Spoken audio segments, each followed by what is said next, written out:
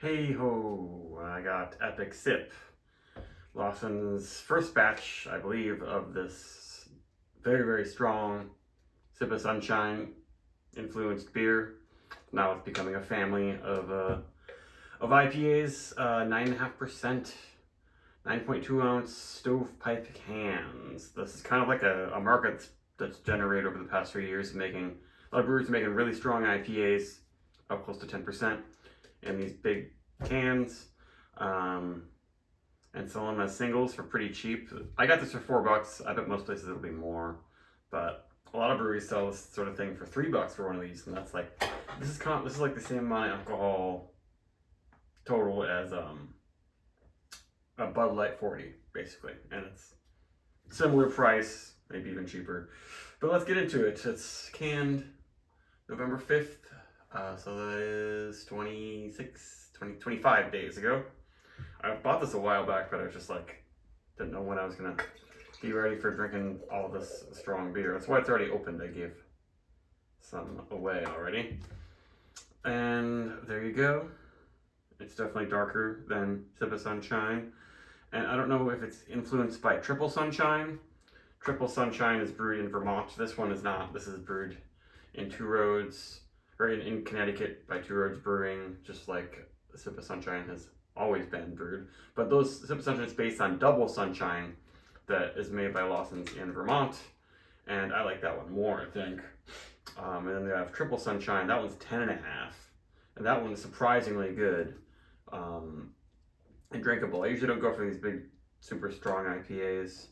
So I don't know if they're trying to do that recipe. Calling it Epic Sip doesn't really reference any Triple Sunshine stuff, but I assume it's similar hops and stuff. They say juicy tropical fruit hop character, and that looks okay. It's a little hazier than Sip of Sunshine too.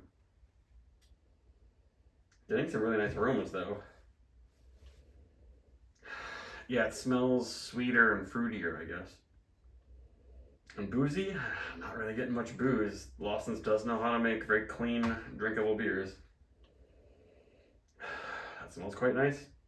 I mean, there's definitely a more syrupy, candied fruit aspect to this than regular Sip of Sunshine.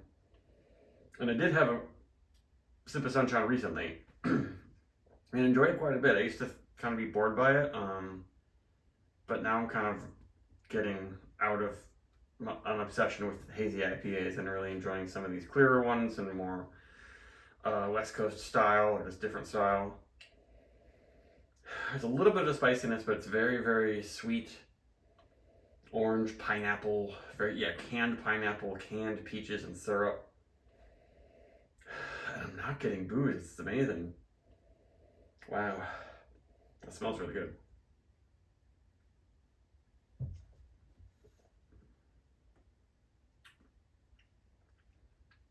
Very impressive. The flavor is sweet, juicy, a little bit of a spiciness.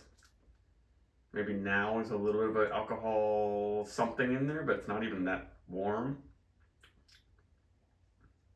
It'll probably just get spicier and spicier, and then I'll notice some booze, but not even that warm in my throat.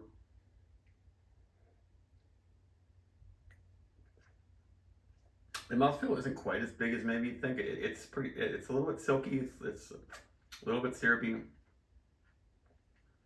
Yeah, the second sip, you know, so, and I think this might end up having more bitterness than Sip of Sunshine. I don't know, we'll see. But it's just insanely clean.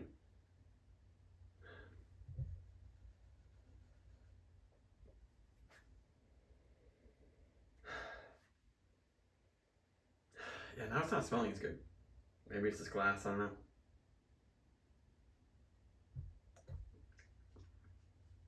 It's a pretty nice mouthfeel though. But then when you swallow, there's a drying character. It might just be the high alcohol content, like just having that much alcohol in here, it makes it seem drier. There's like a, you know, higher ABV things evaporate more quickly. Like alcohol is very volatile. So then that evaporation makes it seem more dry or bitter, even though it is quite sweet. And now I'm finally getting some warmth and some booziness.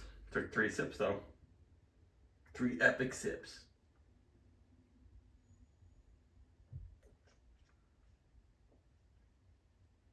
Well, this is one where, like, I don't know. It's really for people who want a one and done, get you tipsy type thing. And it's kind of cool because I feel like a lot of places don't even sell 40s anymore. Maybe they're not as popular, and craft breweries, they need to figure out ways to get into other markets, tap into other customers because they're not always there. And this is probably the best of these super strong Imperial IPAs that are in these big cans. Because a lot of breweries, like, they make a special version of their IPA that's when they put in this can. And one thing is also, a lot of times, buying these singles is a better deal than buying a 4-pack. Like, a lot of places, yeah, it's a little bit better deal, better price per ounce if you buy this as opposed to Sip of Sunshine. Fiddlehead, most places it's $3 for their Imperial IPA. It's a hazy one that's actually really damn good. And that's definitely more expensive than the 4-packs. It's just weird how business market economy stuff works. That doesn't make sense. Yeah, it's got a pretty good aroma there.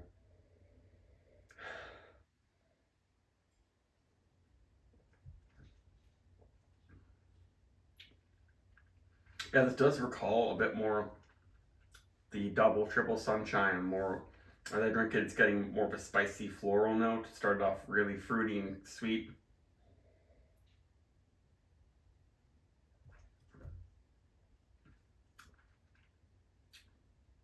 Yeah, and very drinkable. It's just like after you get halfway through this and it starts warming up, the booze is gonna really come out, and I'm feeling the warmth in my stomach. Just not a huge fan of stuff this strong, but this is very, very, very well done. I have to give it like a 4.5 for that.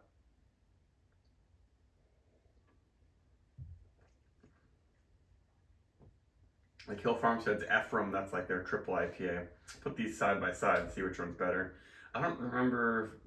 Alchemist used to make some really strong ones. I don't know if they have any IPAs that are like 9.5. Maybe they probably make them occasionally. Oh yeah, they did do the anniversary Heady Topper. It was like a 20th anniversary or something that I got.